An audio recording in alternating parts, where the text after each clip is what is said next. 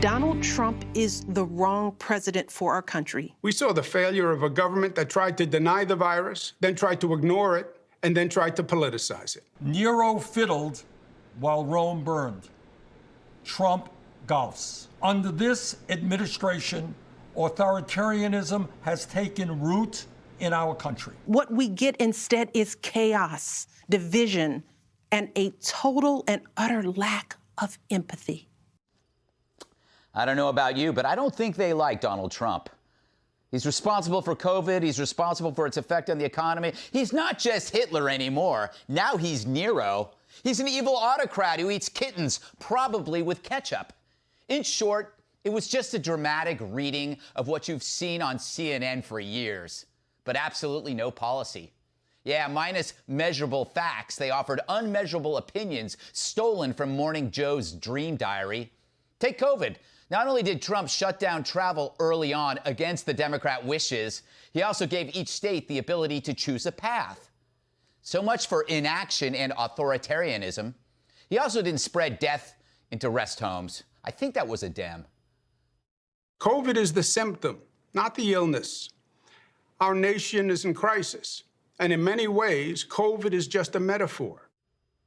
You know, maybe sit this one out, fella. So what about empathy? Well, this is coming from a party who deemed you deplorable, then irredeemable, offering a candidate who said many of you were just bad people. So don't lecture us on empathy, dear Dems, as you deem us racist for valuing the police. And let's not forget how many kids your husband put in cages, Michelle, and all that droning. But at least she implored us to be better people, you know, after one speaker before her accused Trump of murder. But she really nailed Trump, says the press, as if we didn't see that coming. But notice what we didn't see at all, besides truth. How about the violence? Innocent people attacked on the street or dragged out of cars, beaten. Double-digit jumps in shootings and murders. Is it because the Dems lack empathy? Sure. Their relentless smears against their inferiors, meaning you, has led us to a place where mobs can brutalize citizens at will.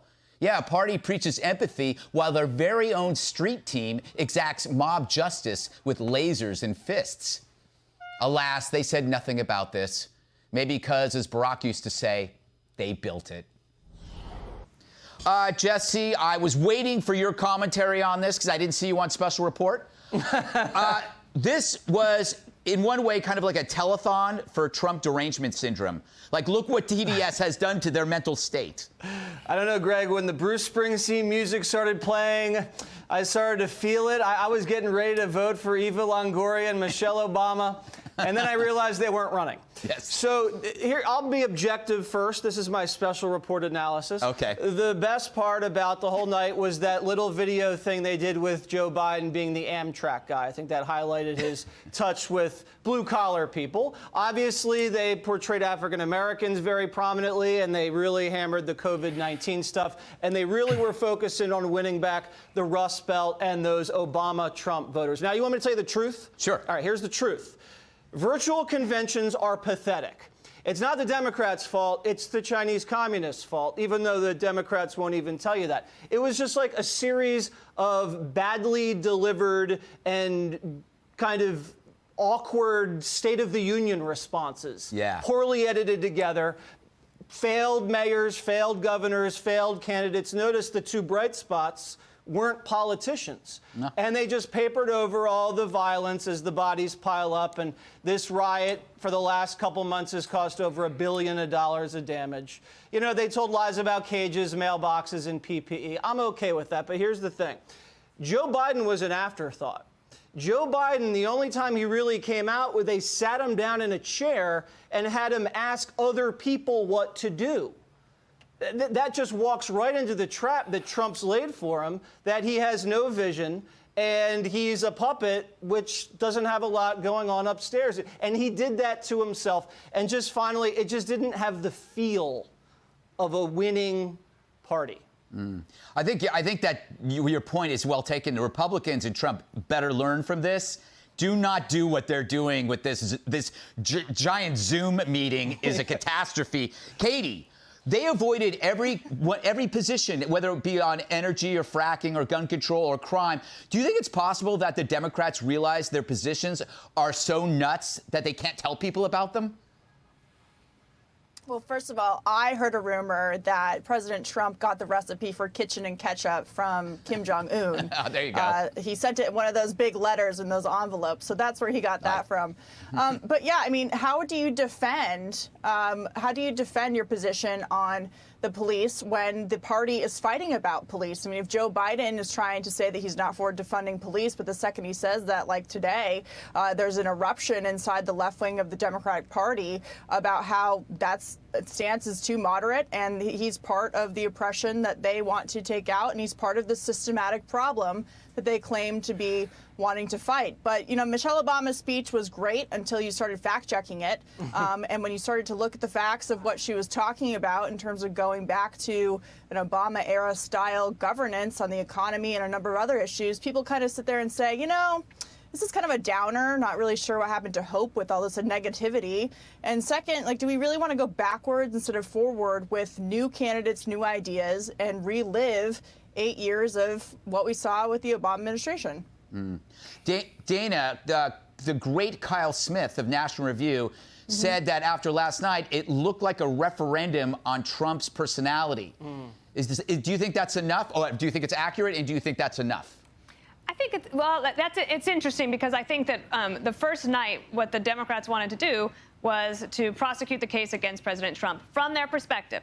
Okay, so yeah, so they're going to say some things that, as Jesse said, like he's okay with some of the things that they said because it's politics, and that's what they're going to do. So prosecuting the case against him includes, Greg, his personality and his tone and the lack of empathy from their perspective. So I think that that's what they were trying to do then. Tonight is where they tried to pivot, and now they're going to try to make the case for Joe Biden. So then we can get, you know, that commentary next. I do think that it's good for the Republicans that the DNC had to go first in this new virtual world, because they can see, like, wow, we were planning something like that look like that.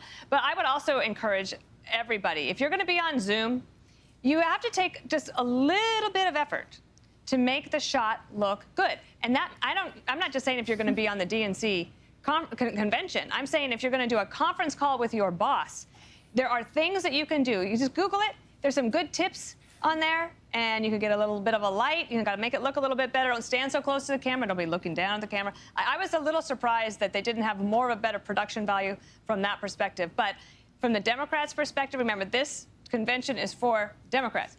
And we can all look at it and consider and analyze and things, but I think that the gloom and doom is matching the mood of the Democrats. And that, when you see enthusiasm against Donald Trump, I think they were trying to amplify that. Yeah, I mean, it's a fair point, Juan, that, like, you know, they're not really running Biden. They're basically running to beat Trump. It's not like they're running Joe Biden. They just want Trump out. So it would make sense that they focus all in on Trump. But shouldn't they have actually said why we should vote for you, too?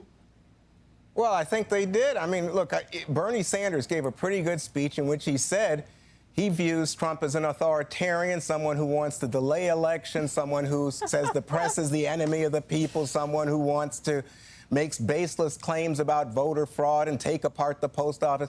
So, I mean, at some level, you could say, boy, I don't want to vote for that. But here's the thing. I think, you know, at the end of the week, at the end of this convention, what's going to be remembered from last night? Michelle Obama's speech, Greg.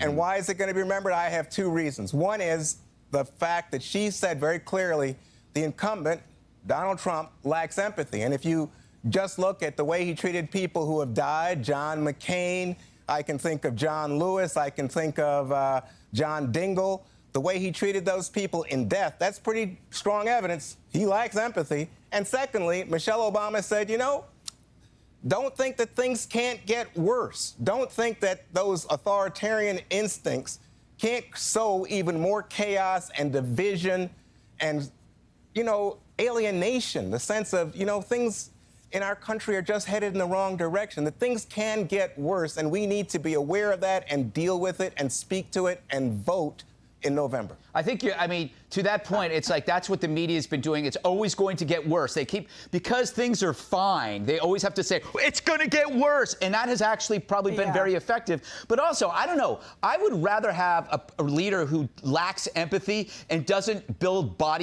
have body bags come in every week. You know, I'd rather have a tweeter who's a dove than a lovely, politeful person who lets people die. COVID virus? The virus has a lot of body count. Well, that had nothing to do with Trump. I don't think he created the virus in a lab, Juan. I don't think so. I'm talking about war. I'm talking about war. What wars has Trump started, Juan? One question, and then we'll go. What wars has Trump started? Has he started any wars? His lack of ability to deal with this virus. One woman spoke last night about how, in fact, her couldn't answer the question.